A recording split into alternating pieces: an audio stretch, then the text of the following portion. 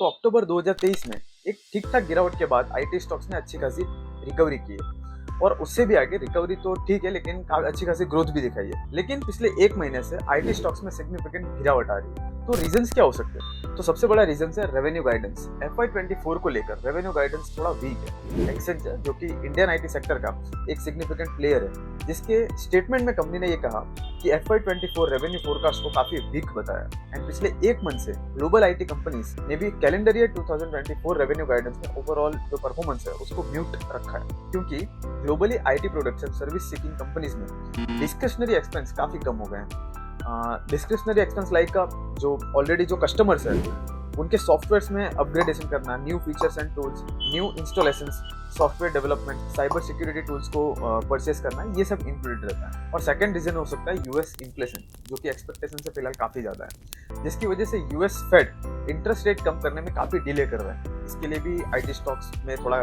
Negative concern है। इसके अलावा ले ऑफ्स टॉप आईटी लीडर्स जैसे कि टीसीएस एंड इन्फोसिस के Q3 रिजल्ट्स भी एक्सपेक्टेशन से थोड़े कम थे।